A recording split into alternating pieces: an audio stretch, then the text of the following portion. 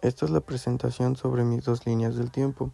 Decidí darle más enfoque al diseño de la historia de México en el arte porque yo tengo plasmado hacia México, con escasez de colores donde el café predomina, impregnando un diseño de quemaduras dando a entender que se quemaron las paredes.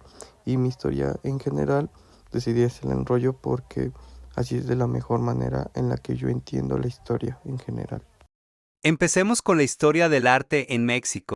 El arte popular mexicano es, en definitiva, variado, complejo y extraordinario en sus expresiones estéticas, simbólicas y plásticas. Sus orígenes son fruto de la conjunción de las más antiguas tradiciones, siendo posible encontrar en sus piezas influencias de Mesoamérica, Europa o Asia. Se trata de una síntesis cultural que se funde en formas majestuosas, vivos colores y materias primas únicas. Empezamos con la etapa prehistórica. Esta abarca de 1500 a.C. y termina en 1500 después de Cristo. Se produjeron múltiples avances y se dieron muestras artísticas.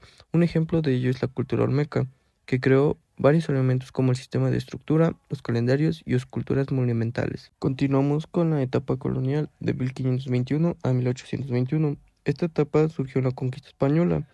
Por ello se produjo una mezcla entre visiones nativas y europeas. El arte surgió en los temas evangelistas e iglesias.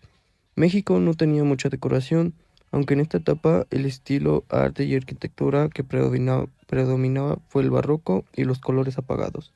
Seguimos con inicios del siglo XIX. Durante el siglo XIX, México experimentó cambios significativos en su vida política, social y cultural. El arte no fue la excepción. En esta época, el arte mexicano estuvo influenciado por movimientos artísticos europeos como el neoclasismo y el romanticismo, que llegan al país a través de artistas y académicos que viajaban del extranjero. Continuamos con el siglo XX. El siglo XX fue un periodo de gran efervescencia artística en México, marcado por movimientos revolucionarios y una búsqueda de identidad nacional. Algunos artistas en este entonces crearon murales que representaban historia, cultura y luchas del pueblo mexicano. Da paso a la época del Porfiriato, 1870 a 1910. Durante el Porfiriato, el arte mexicano adoptó una gran tendencia francesa y artística, principalmente en la arquitectura y en las esculturas, con influencias cuyos ejemplos más representativos en la capital del país son el Palacio de Bellas Artes y el edificio de Correos. Continuamos con el movimiento muralista de 1910 a 1950. Durante la Revolución Mexicana, el gobierno se convierte en un aliado para los artistas mexicanos, haciendo que el arte mexicano tenga contacto con los vanguardias europeos. El gobierno también comisionó a los artistas para hacer murales en edificios públicos para reforzar sus mensajes políticos. Terminamos con el periodo de la actualidad, que empieza desde 1990. Se clasifica como arte postmoderno y contemporáneo y por lo general sigue una consciente personal en cada artista, aunque algunos según su resultado como nacionalismo. Los culturistas más importantes son Francisco Tadeo y Arturo Rivera. Continuemos con la historia del arte en general.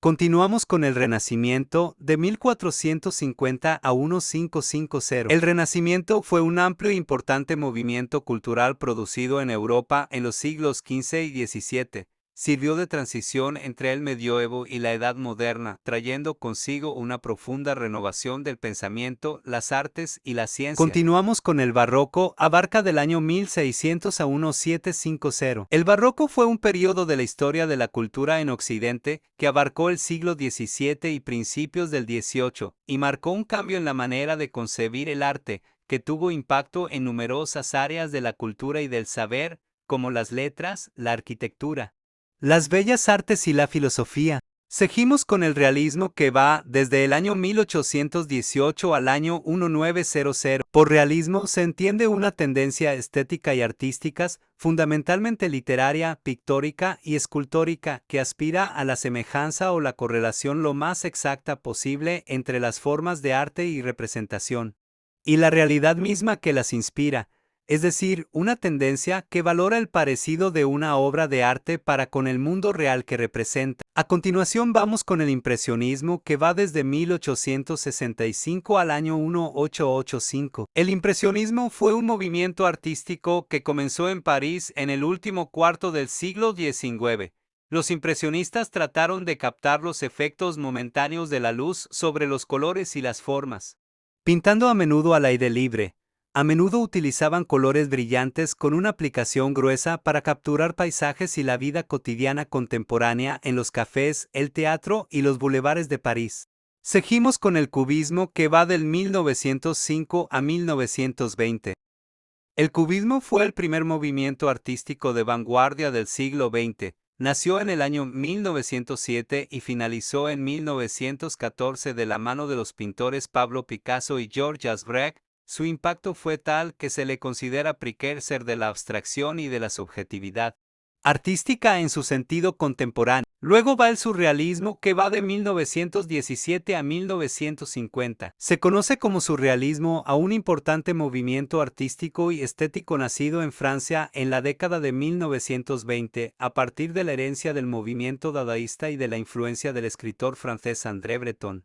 Considerado su fundador y principal exponente, este movimiento gozó de una amplia popularidad durante décadas y tuvo vertientes literarias, cinematográficas y en las artes plásticas. Terminamos con el pop art, que empieza en 1960. El pop art, arte pop en español, es un movimiento artístico surgido a mediados del siglo XX, 1950 a 1960 en Gran Bretaña y Estados Unidos, y que constituyó una respuesta al expresionismo abstracto que imperaba en las artes plásticas.